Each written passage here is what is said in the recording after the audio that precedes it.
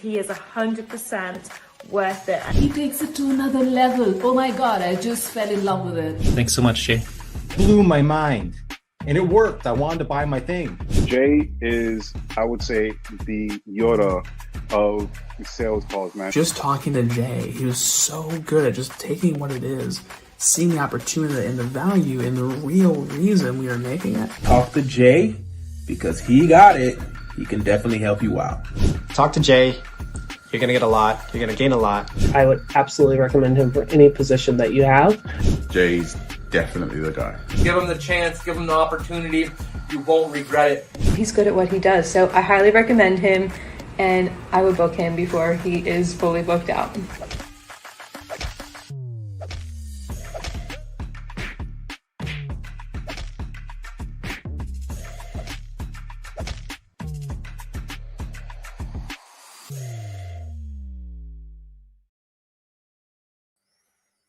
Welcome to the Sales Ninja Show podcast, where we cut through the noise, ditch outdated sales tactics, and show you how to close deals with confidence, strategy, and integrity. Hi, my name is Jay Lee, founder of Sales Ninja, and as a former banker, former introvert, former pastor, and former high-ticket seven-figure sales ninja, I now help grow and scale businesses like yours without the need for pushy tactics. That is the heart of the reverse glass selling method, a kingdom-driven approach from the Bible in 1 Peter 3:15, which is built on trust, service, and true connection. My mission is to help 1 million people break the cycle of generational poverty so you can sell more to give more. Today's guest is the strategist behind some of the fastest growing health brands, quietly building profit engines that speak louder than hype. With data, discipline, and a deep commitment to helping founders scale without chaos, he's helped scale major health brands to record-breaking months and is known for turning messy marketing into clear, predictable growth. Get ready to hear what actually moves the needle for founders who want predictable growth, cleaner margins, and marketing that finally pays for itself. Whether you're scaling a coaching brand, an e-commerce offer, or a service business, today's conversation will sharpen the way that you think about acquisition and conversion. So please welcome Mike King.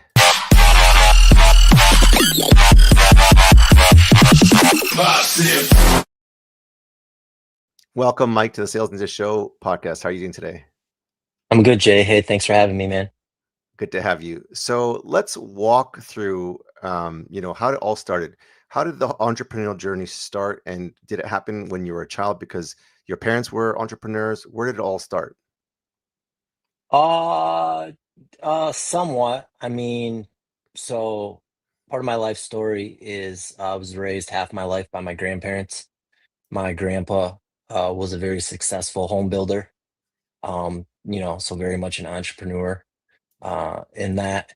So I was around him, got to see what he did and notice those things. I never really did anything entrepreneurial until high school, and the dot-com boom was kind of my first venture into things. Me and a buddy, I went to a seminar to learn how to build websites, and I partnered with my buddy, and we had this, idea to take over the world with a lead generation website in the insurance industry, which was very new at that time.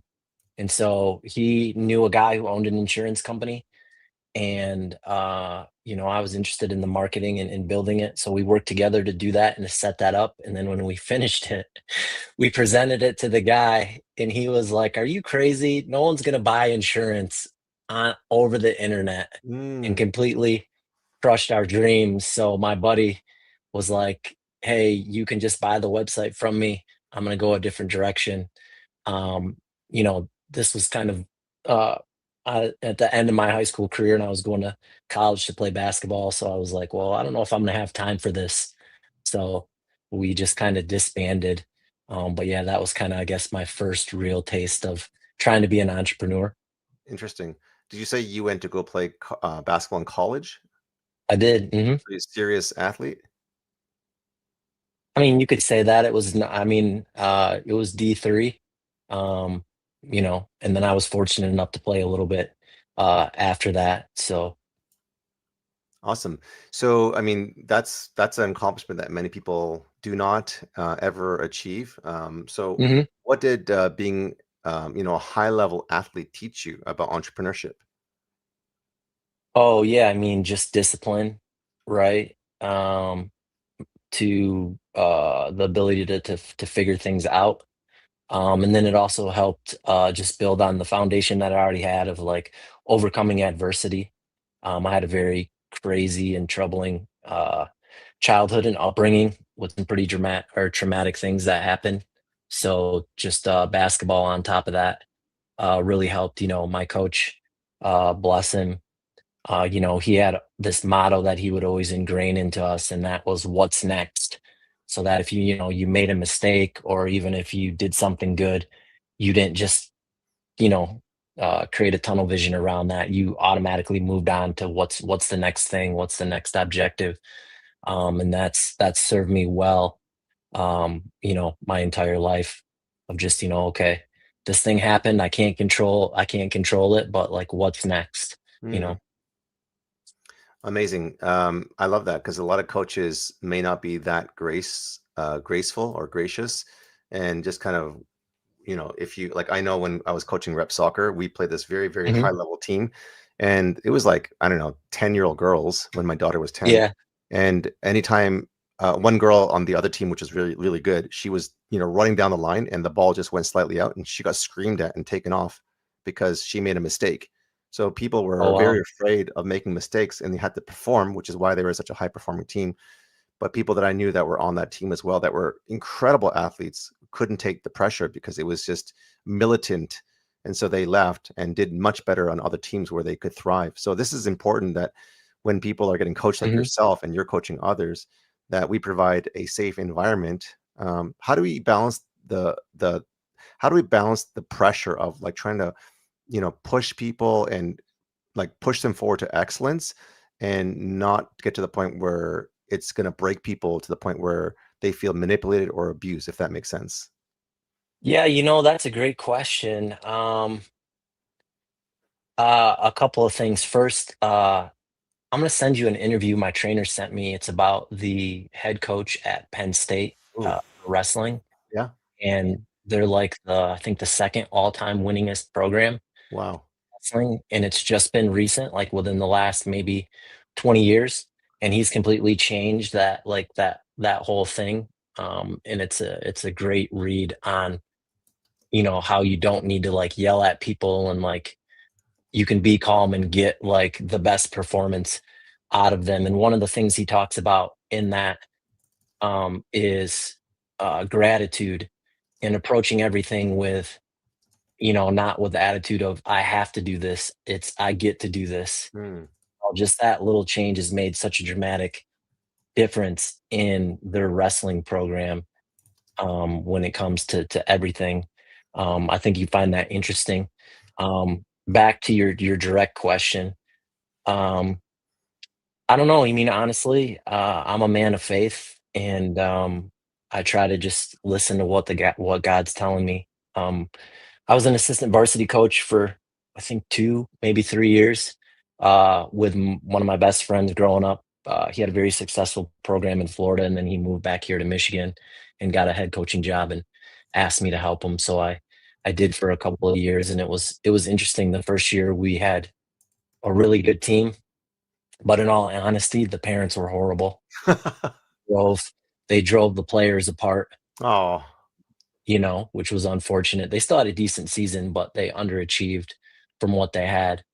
So I learned a lot about that, with just trying to push these guys to get the most out of them. And how do you do that? In life, I'm not a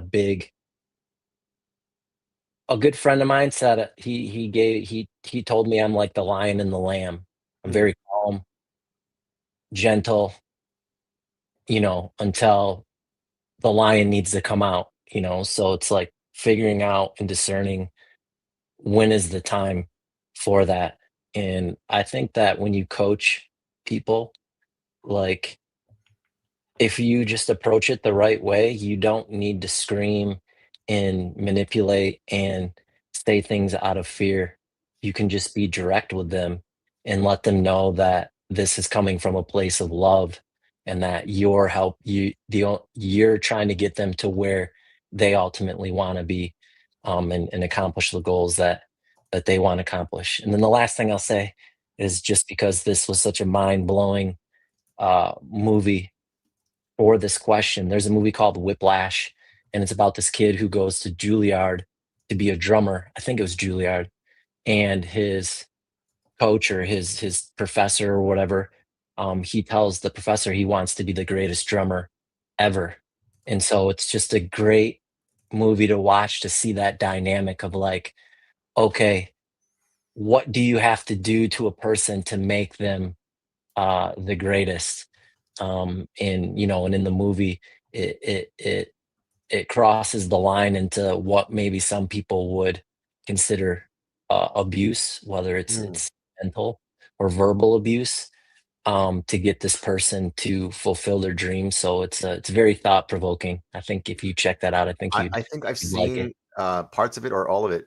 Is that an Okay. example of what screaming and manipulation can get you, or was there an example of someone also giving feedback from a calm and a safe place of love? Was it the opposite, or was it of calm place out of love? No, I wouldn't say that was from a calm place of love. But I think the interesting thing is that in that is like, he gets to this point where, he is really good, and he needs this push. And the crazy thing is you ask yourself, would he get to the same place if he didn't have that same aggressive push? And I Mm, don't know, maybe it's a question that you can't answer. mm, And I'll give you a quick anecdote. My grandpa was a military man, and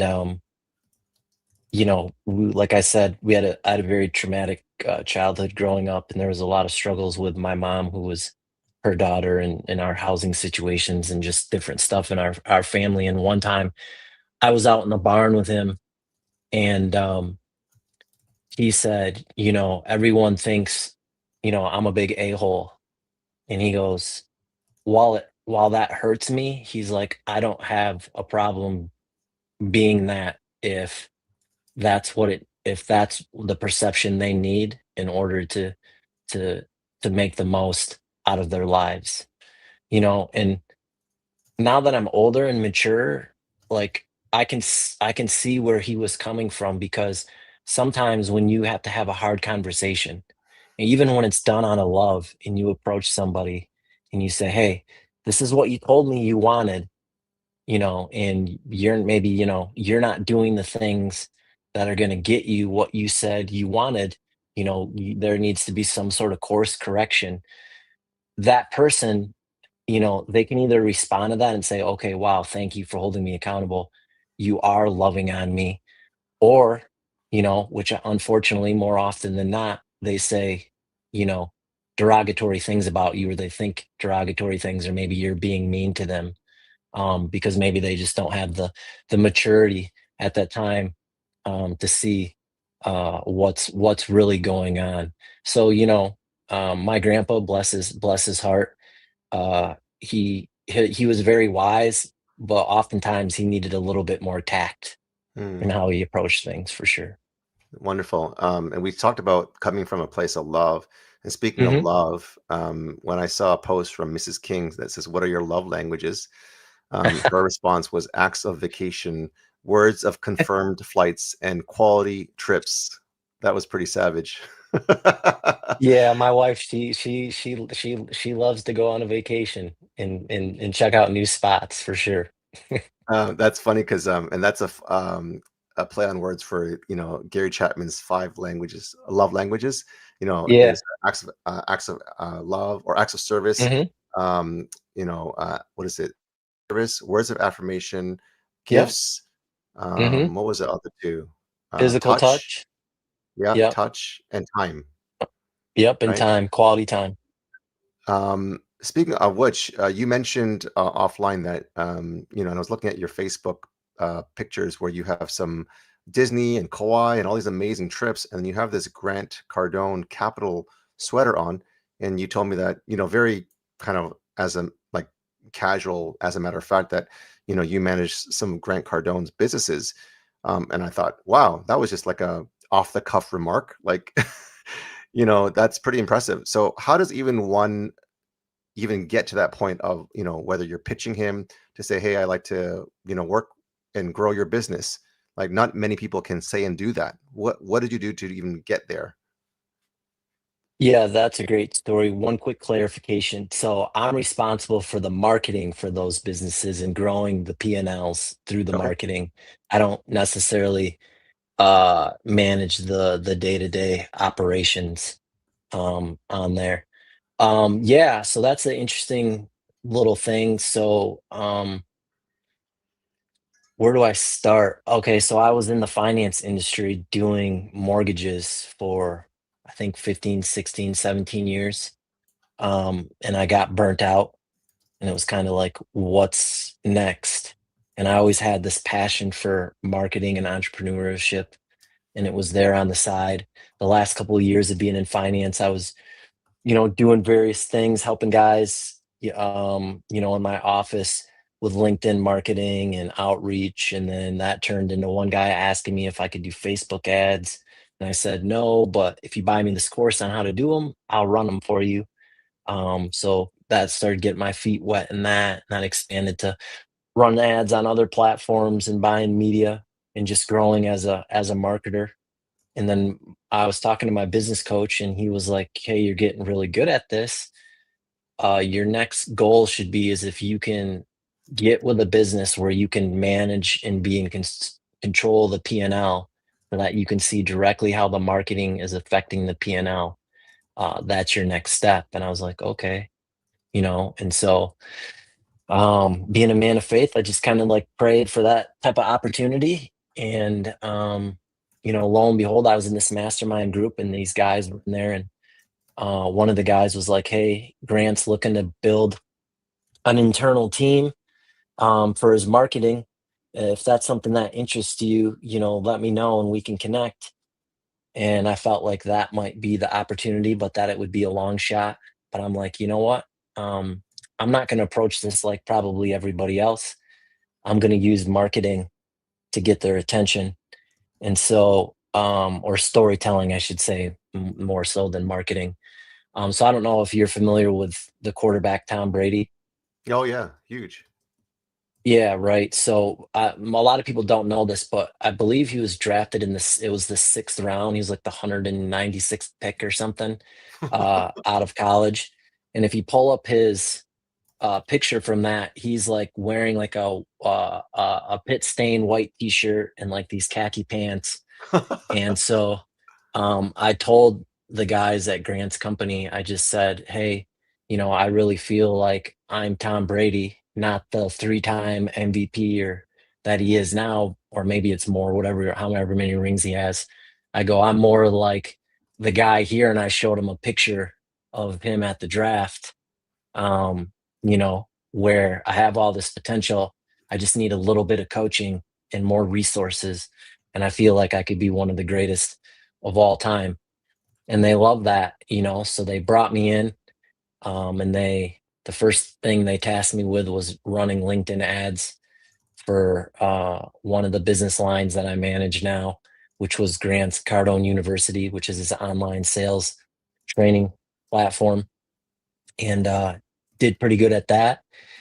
And they're very big on culture and meetings. The culture they have is tremendous there, and we could talk more about that if that's something you want to talk about. But Sure. I would just speak up in meetings and have all these ideas, because that's just me. I'm like, I can't hold back. If I see something, I'm going to say something. And Jared, who is Grant's right-hand man and runs everything, I think that he liked that, along with the guy who brought me in. And so they just started giving me more responsibility, and that business line was the first thing they put me in charge of, the whole thing, all of the figuring out all the marketing and the strategy for that and growing that P&L. And so Jared gave me 2 main objectives, and I was able to accomplish both those objectives on that line of business just under a year. And then the opportunity then was presented to me to take 10x Health, which is Grant's health company, and to start, well, I shouldn't say start, they were doing a little bit of paid advertising, but grow that. And so I said, sure, I'd love that challenge. And so I took that on about a year ago. And then last month we did about 3 million in revenue, all Last from month. paid ads. Yeah, all from paid ads. So that was exciting, just seeing all this come to fruition, and everything that went into it. We have a small team we've put together now because that was kind of a bottleneck from getting from like, you know, 1.5 million to 3 million. Like I couldn't do everything. I couldn't write all the ads. I couldn't, make all the ads and, shoot all the videos and edit them and stuff. I'm not a video editor or graphics. I mean, I'm okay. Like on a scale of 1 to 10, I'll be like maybe a 5 or 6, but we needed to develop a team to kind of punch things up a little bit. So we were able to do that. And then most recently, I was put in charge of Grant's probably biggest line when it comes to marketing spend, and that was all uh, his real estate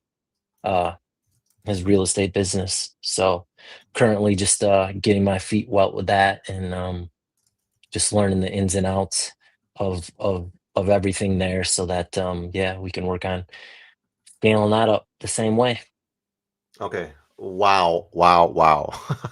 Anyone listening to this, that's incredible. I love the approach, and I thank you for sharing that because, you use storytelling and marketing to get your foot in the door in such a crafty and a genius in a way that's genius, which is like not trying to say, people typically, here's all my achievements, here's all my accomplishments, here's all my awards, but you're like, I can be Tom Brady and I can be the next greatest thing, but I'm not that right now. I'm the Tom Brady with the draft 6th round 196 pick with the pit stained white shirt and the khaki pants. I've got potential. I just need resources. I need some coaching. I can be one of the greatest if you'll give me an opportunity. It's like giving that chance to that person who's hungry, who's a hustler, who's willing to grind it out. People like that hunger because when you have talent and hard work always beats talent when talent is not willing to work hard, right? Grant is watching, so thanks, Grant, for watching. I met him in the Gamma, which is a Gamma.app. I'll put that in here. Okay. I wasn't going to do that here. It's a Gamma. It's a, what do you call it? A slide deck generator that's really powerful. See, absolute accountability is a form of love. That's so powerful, right? Like that you're giving that accountability, and the opportunities that you've gotten by just taking that, as Christians, as men of faith. When you're faithful with little, God will entrust you with much. When you're faithful with little, God entrusts you with much. And you have all these different things with your ministry with, let me just look here, Mike, your mentor. You have also the Manhood Masterclass, where you help with retreats and no BS class for men who want to be better husbands, fathers, and friends. You also help people like Grant Cardone with their sales and with their acquisition costs, slashing those acquisition costs, reducing their CAC as much as 72%, and so much more. So amazing. So I'm learning a lot about you live. So this is pretty powerful. Let me ask you this next question. To be able to get to where you are, with, becoming a high level basketball player, to be able to, run with the top, entrepreneurs in the world as we know it. What personal habits or daily routines help you stay consistent and help you to level up to be able to keep up with the best of the best, to be one of the best? Yeah. Well, first on the faith side, just diligently trying to spend time hearing from God. So reading my Bible, praying, surrounding myself with other men of faith, that can speak into me, and give me straight up advice, right? And then I can share what's really going on my life. On the business side, it's just looking at my numbers every day. I was telling someone yesterday, I don't like, you can automate a lot today, right? You can automate pull figures from the networks and put it on a spreadsheet and make a fancy dashboard that shows you all the numbers. Um, I I appreciate that, but every day I go through each one of the campaigns that I'm running every morning, and I manually write down, or I shouldn't say manually, I manually enter them into a tracking sheet that I have. And I feel like that just really helps me be in it and not just kind of look at it and forget it. So I know exactly what's going on and where things need to be adjusted. And then it's just, I like to consume a lot. That's the way my brain works, is like Legos. Like I'll consume things from everywhere, like not just like, the info world, for example. I'll consume stuff from e-commerce. Consume stuff from brick and mortar. I've got old Dan Kennedy stuff. I've got a whole box of swipe file stuff from the last 20 years of all these Wow. marketing things I've just collected, and I'll go back and I'll read through that, and my brain will just bring these things together and be like, oh, here's an idea for this, here's an idea for that. And yeah, so just keeping up with those three things, I think is what does it for me, or what Amazing. helps. So you had mentioned earlier that, when someone was asking you to run or help them with their business, you said something to the effect of, you buy that course and I'll run the ads for you. I think the Mhm. resourcefulness that you have, even though you don't have the experience or the testimonials or the case studies or even the money to invest, you've been able to barter or even leverage your time, sweat equity, to Mhm. be able to learn, like you said, something that someone else paid for. And then, tell us more about that, because you were able to take nothing and make gold from that. Were you able to help that business grow with the Facebook ads? Yeah, that we were there. We had some pretty good success there. Not any home run type of stuff, but it got my feet wet. I got what I wanted out of it, which was to start to build a skill set. They got what they wanted out of it.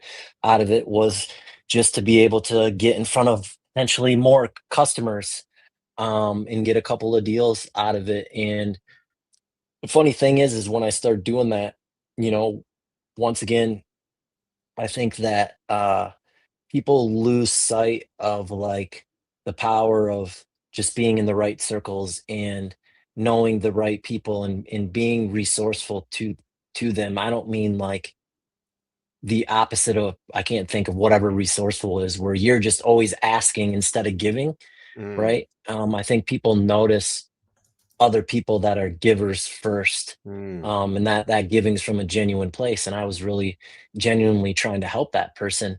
And of course I was getting a course out of it, but that person was so impressed with that they told other people around me, and then naturally other people were coming to me and they're like, hey, can you do the same thing for me? And I was mm, like, sure.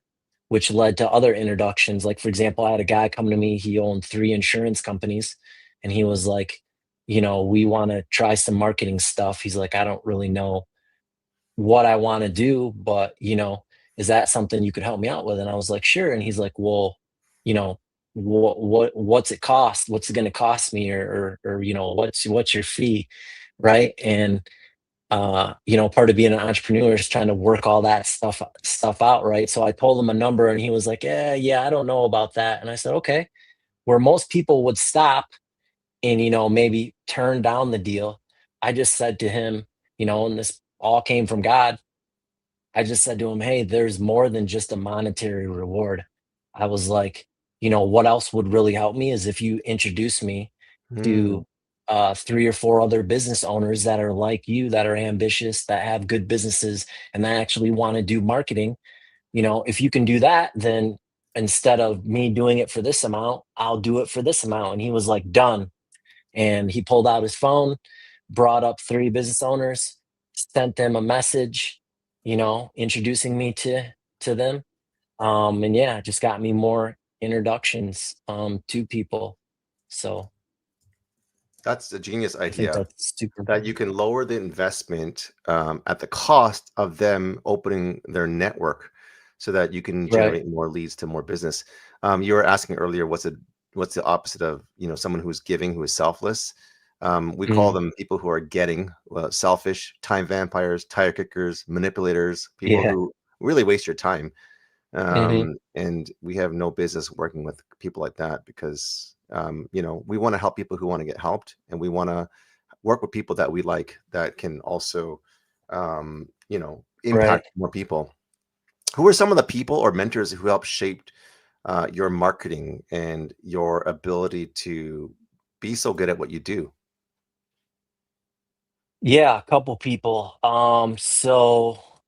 First, I mean, Dan Kennedy, that was probably my first exposure. I mean, it even goes further back than that. I'll tell you a quick story. So I was 14 years old. I told you I was living with my grandparents part-time.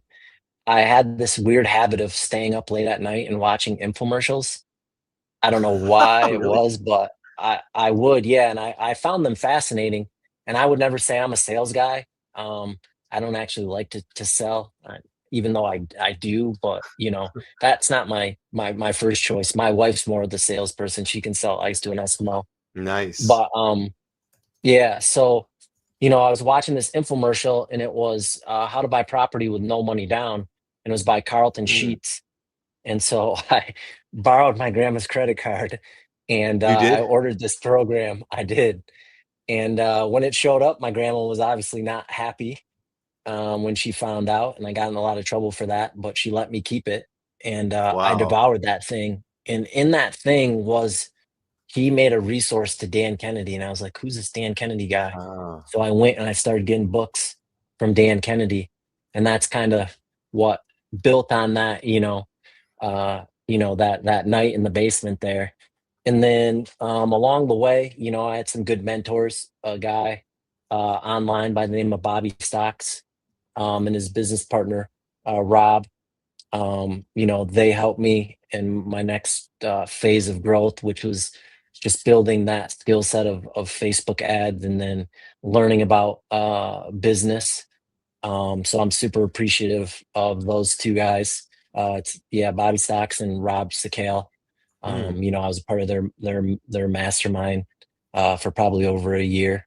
nice. Um, yeah, and then after that was the guy who brought me in first to Cardone, Jason Stogsdale. Um, you know, he was a great mentor to me. And then my business coach slash other marketing mentor, and I honestly don't know his last name to this day. Um, I just, his name is Jay, and everybody would refer to him as Jay Bird, Bird. I don't even know if he's on social media, but that guy he's like a business savant. He's got a crazy story in that he's like a recluse and doesn't like to come out of his house. But Really? that guy, yeah, he's crazy. He spent like more than $300 million on YouTube alone. He like worked at Apple for a while, and You say then like $3 like million was in YouTube ads? yeah, he's just kind of an underground legend. So yeah, he mentored me for quite a while, and he's the one who told me that I needed to, get in a situation where I could manage the P&L, and he's mentored me over dinner and stuff like that. So yeah, Jay's been a blessing in my life as well. That's so interesting that we have these business savants that are like in their homes that don't come out, that, like you said, they're underground legends. We have no idea. We have no Yeah, idea. So, when you say that, don't judge a book by its cover, right. I was talking to you just before this call, and I was like, okay, your landing page doesn't really have a call to action, doesn't have any testimonials, doesn't really have a Hmm. video, doesn't have a lot of things that, we would look for in success. And then, out of the cuff, you just casually say, oh yeah, I help market Grant Cardone's businesses and blah, blah, blah. I'm like, Yeah, okay, wow. Okay. I totally misread that. And, that's all that's right. why that's wild. Um, Mhm. so take us behind the scenes of scaling 10x Health to 3 million a month. What were like if you can name 3 critical moves? Hmm. Three critical moves there. The first one was just analyzing the data, right? Uh testing and then interpreting and then making your best hypothesis on that data and then testing again to see if it's right. Um I'm sorry, what was the actual original question? Three things for what? Three bottlenecks or 3 critical moves to scale 10x health to 3 million a month. And I think you said it was at 1.5, so you basically double that. yeah, that's been on a huge growth since I started that project. Yeah, the other thing is just nailing the messaging. And then when you hit a home run, leaning into it. I think I've had 3 ads in that Mhm. account that I've Mhm. spent over $1 million on. Wow. Right? So, but it took a lot of testing to find those 3 ads. So, I'd say one of my gifts that God's given me is like, I can look at something like a video and I can just know, okay, like if I just take this part that's maybe buried in the video and move it to the front, right? And then I don't know, have you ever used a script? Uh, I've seen it in I've used it very little, but I've seen it in action, yeah. Yeah, maybe this will be a good visual for like kind of how my brain works is like in Descript when you pull it up and you upload a video, it'll bring up the transcript from the video so you can see all the lines. And so when I watch something like I can see a line and then the way you edit in Descript is you can like just erase lines, right? And then it'll chop it and edit it, or you can take a line from the end of the transcript and move it up, and then it'll, edit it accordingly. Like that's kind of how my brain works. So being able to pinpoint these things that I see and then mix them around in a different way. Like one of those videos I spent over $1 million on, it was clips from 3 separate videos that I watched, and I was like, okay, these are all extremely good lines. I'm gonna piece them all together to make one ad and then and then let that rip. So that's amazing. That's fascinating. So $1 million winning ad, you're saying you saw 3 separate videos that Grant Cardone had, and you saw what other people didn't see or couldn't see, and you took those 3 clips and you stitched them together, or? Yeah, stitched them together. So, if you could take down, let's say, the principle or the framework of a $1 million winning ad, that's a lead magnet right there. If you want the framework for the 7-figure or $1 million winning ad, what would that look or sound like? Yeah, I mean, I don't think it's anything new that hasn't been said before, but I would describe it as, right, you need a killer hook, Mhm. right? Your first 3 seconds are the most important. And with a lot of the clients that I work with that aren't as experienced as like Grant, right? They waste, like I got a client in the real estate space, and when I first started working with him, he would every video he would say, "Hi, I'm Robert from so and so." Mm. And I was like, dude, we're wasting the most valuable real estate in this video by you doing that. I really need you to stop doing that. People will know who you are. Trust me, Mm. because they will see the video. They'll go to your Facebook page. They'll look up your business. And if you really need to have your name and your business name in the video, we'll just put it towards the end. Right. But we need the first 3 to 6 seconds, right, to have a good hook. And then the other part of that is then the hook has to lead into an intriguing story, right? And then you can have a call to action. And then I would say the next thing, which is also very important, is you need to show, not tell, right? Mm. Show, not tell. So anything you have to think of, how can I demonstrate what I'm speaking about, whether that's B-roll, whether that's whiteboard, whether that's using a prop, right? Show, don't tell. So when you combine all those 3 things, a great opening hook, a great story, and then showing and not telling, then I think you have a $1 million ad. I feel convicted that my podcast opening needs to be changed now. Because I'm saying the same thing over and over again. No, and I mean this as a student learning, and I don't say I've arrived, and I never will arrive. So if I'm a student, then I'm constantly leveling up and open to learning from anyone. So I do like several podcasts where like 150 plus episodes, and I say the same thing over and over and over again. But and it's not perfect, and maybe it's not even that good. But I have the same script where I say, hey, my name is such and such. This is what I do. This is who I help. How would you, or what would you advise for a killer opening hook, maybe a powerful story, a CTA, and show not tell on a podcast intro using that framework? Yeah, I mean, off the top of my head, I Mhm. would do a call out. I might do a call out. If you're an entrepreneur who's, running a business, doing anywhere from whatever your target audience is, $1 million to 5 million a year. Mhm. This is the Sales Ninja podcast where we talk about scaling and marketing and bottlenecks in businesses that are trying to grow from $1 to $5 million and the challenges they face, something like that. You could do what works really good is like a negative hook, Mm. those types of things. And you can play around with like Chat GPT to help you think of good ways to do it. But like for example, like for 10x Health, right? We're running a special right now to get one of their gene tests.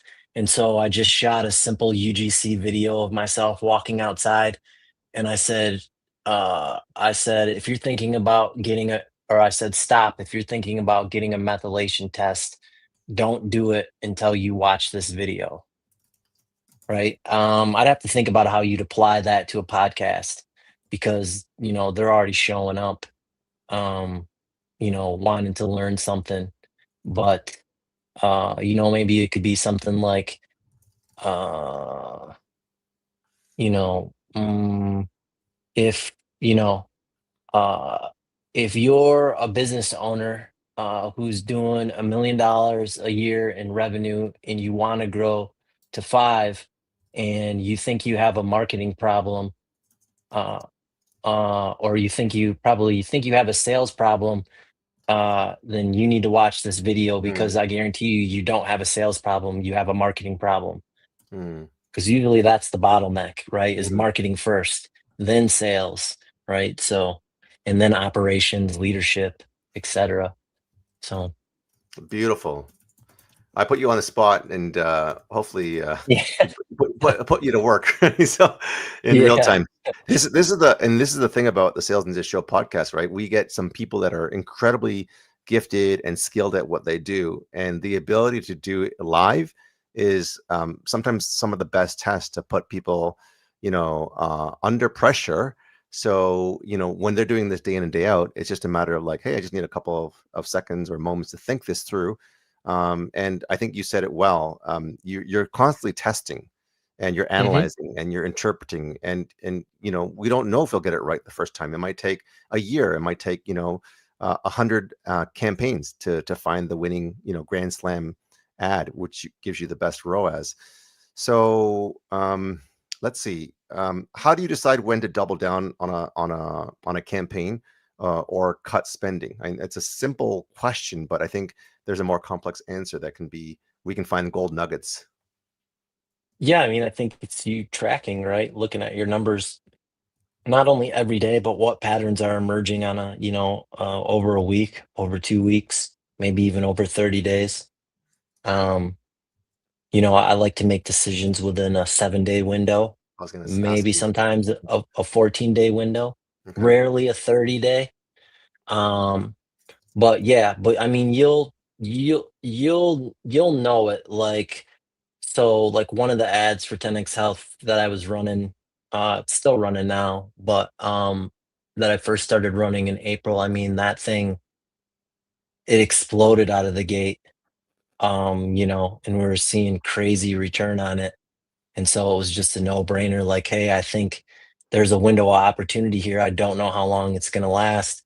And I went to the chief revenue officer that I report to, and I said, hey, I wanna increase the budget on this. Can I have permission to do it? More than my normal tolerances. And they got me with a company that size, there's more than one decision maker involved. So they got me with the VP of, I think, of accounting or finance. Mm-hmm. And they were basically like, well, how much money do you want? And I was like, well, this is the number I want. And they were like, and I had done my homework, right? So I had something to show them. I was like, hey, here's what it did yesterday, the day before, this day. I'm like, Yeah, beautiful. we gotta take advantage of this. And I was like, here's my plan moving forward. I'd like to increase the budget every day, this amount of money. And they were like, okay, we like that plan. You got the green light. And we did that and went on a crazy ride for the next, I think, like 60 or 90 days with Wow. that ad. Yeah, it was fun. So I know this is subjective, but like, let's talk some numbers and KPIs if you don't mind. So when you're running a campaign to see if it's a winning campaign, like the question was, when do you double down on it or cut spending? So you said there's a 7 to 14 day window versus a 30-day window. What kind of numbers, and this could be a ballpark, are you looking for in terms of ROAS, CPL, CPA? Like what numbers will fit in the KPI that says, hey, we found something, and you're going to the VP of finance and the CRO? Yeah. I mean, we have certain KPIs that we have to fit. I could tell you, like the numbers I did last month, I'm doing that, at above a 300% ROAS. So What? yeah, which That's has been insane. pretty crazy. Yeah, it is insane, especially for a health company. For some of Grant's other stuff, it's just different KPIs. But what I'm looking for is this. So you have your front end KPIs and then you have your back end KPIs. And so what I mean by that, like front end is like, what is the platform showing you? How much did you spend? Okay, how many impressions did you get? How many clicks did you get? Right? What was your cost per click? And then what was your click through rate? Right? So if all those numbers are in line, right, and within a certain range. So for example, like just a basic rule of thumb, you want to see your click-through rate higher than 1%. That's kind of like an industry baseline, right? But there's caveats to that, but without getting in all the weeds. Then now you're going to your back end numbers or to your funnel numbers, right? Or your page numbers, wherever that traffic is going to. How is that traffic converting on at that destination? So, how many people are hitting the page? How long are they staying on the page? How many people are in the case of 10x Health, how many people are adding to the cart? How many people are purchasing? What is that conversion rate? Okay, and then you'll get a baseline there. And then so now when I come in the next day, I know, all right, here's the baseline. Well, how are we doing, compared to that baseline or that North Star? And then making adjustments for there. Are we improving or are we going backwards? And then sometimes, you start going backwards and you maybe just go backwards for a day or two. And then there could be other times where, we had a situation where we went backwards a lot for like a week. So then I was like, okay, what's broken here? What's wrong? And it ended up being a tracking issue, not necessarily an ads issue, but all those things. If you're not looking at if you think of steps on a stair, if you're not looking at each step along the way, then you can't properly diagnose, well, where the break is so that you can fix it. Then it becomes you're just grasping at straws or throwing stuff against the wall and hoping you're right. Like, for example, I'll give you another example, like reviewing the numbers one day, right? All the front end numbers were great, but then the back end numbers, the conversion rate had been cut in half. And so I said to the other person that I work with, that is the manager there, I said, hey, did you guys make a change to anything on the page? And they're like, yeah, we implemented whatever it's called, GPRD compliance or whatever, the little consent that you have to have on there. They're like, we turned that on. I was like, well, just a heads up, that cut the conversion rate on the page in half. So then they had to go and get with uh, the team that handles that and Like implemented compliance. that. Yeah. Yeah, it wasn't necessarily compliance. It was more of a like a code problem, right? The way that they had Oh, I code see. on the page. Yeah, I so see. I they had see. to get with them and change that, and then get that figured out. So yeah, never would have known that if you weren't Interesting. So following it you're all the way down. yeah. So you're tracking front end and back end KPIs, which is Mhm. amazing. And the results that you've been able to get are phenomenal. I know. Oh gosh, we're already. This is so much fun, and we're always running out of time here. It is So fun. we'll have to do a part two because every person I'm talking to, there's so much amazing things that you guys are doing. So let's shift to faith, purpose, and kingdom because this is something that's important to you and myself as well.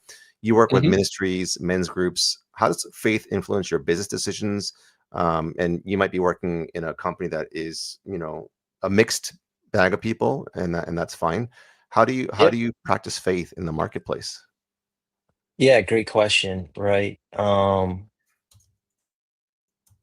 Well, first, I mean, my prayer every day is that people would see Jesus and not see me, Mm, first, right? So I think that the way that that shows itself, and it's funny because you know the generation I grew up in, you said please, thank you, those types of things, and those things, as small as they are, they're far and few between in the world today. So, mm, just doing that with people, I think goes a long way and huge. Yeah, I is agree. a way, for you to do that. And then it goes back to something you said earlier, about manipulation, Mm, right? And not trying to manipulate people to get what you want, right? And there can be a very fine line uh there, but just approaching it with a heart of,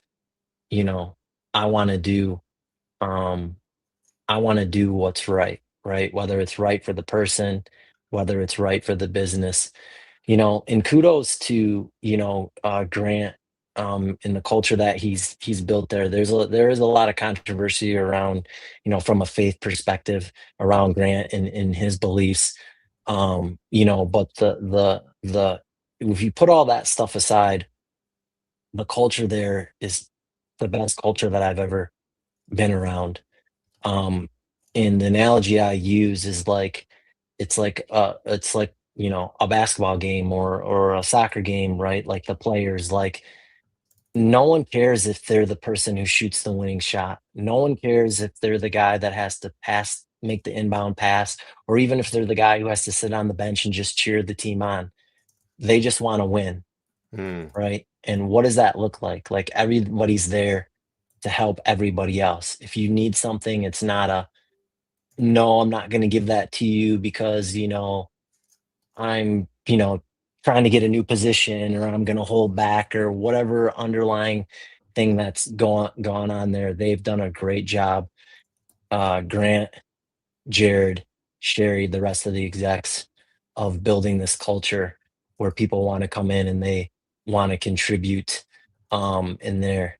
And there isn't an undercurrent of selfishness or, what am I going to get out of this? If you come in and you're, a selfish person or everything's all about you, or you're entitled, you're gone literally the next day. They do not tolerate that one bit, and that's something that I really appreciate as a person of faith.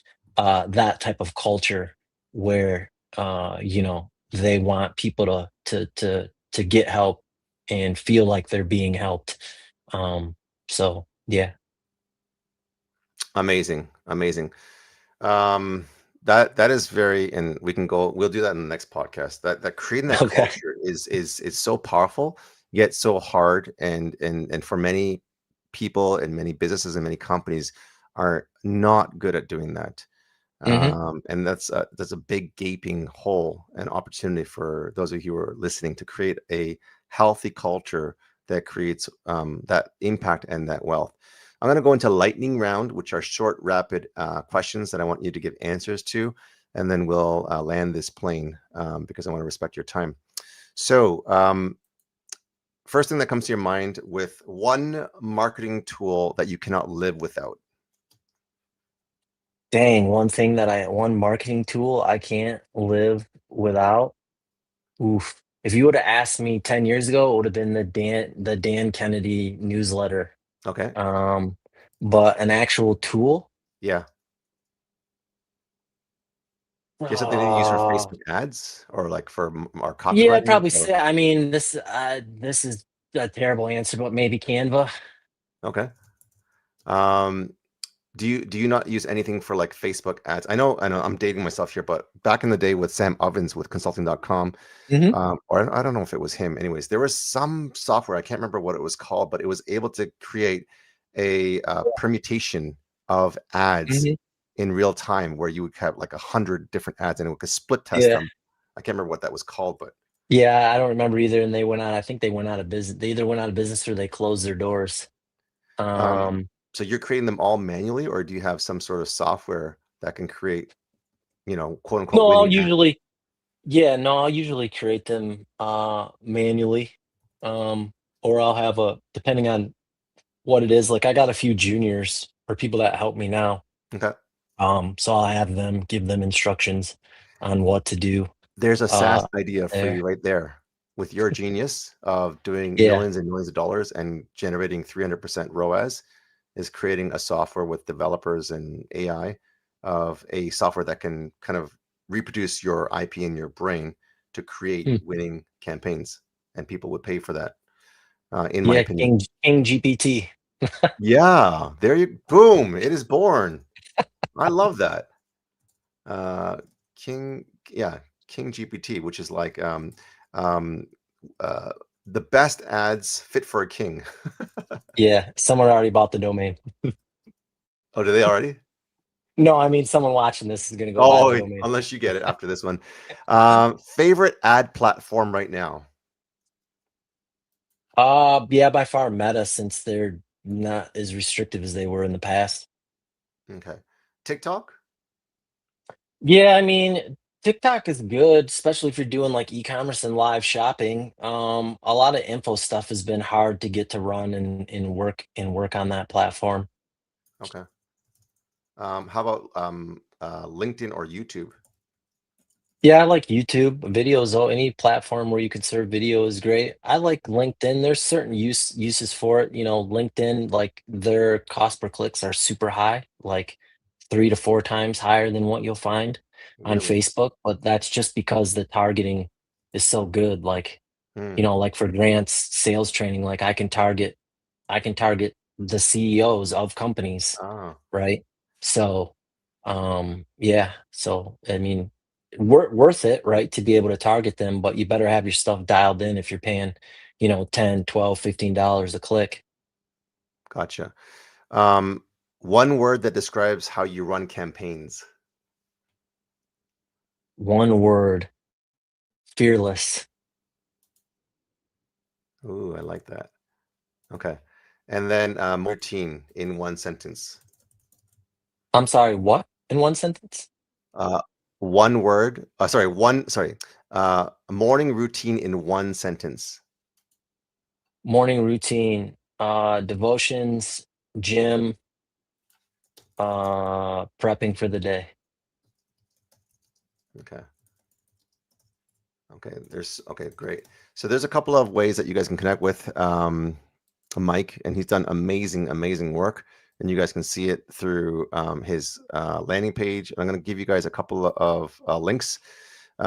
He is an expert at growing and scaling, and he also has a King Family Consulting business and has helped grow multiple 7 to 9 figure brands.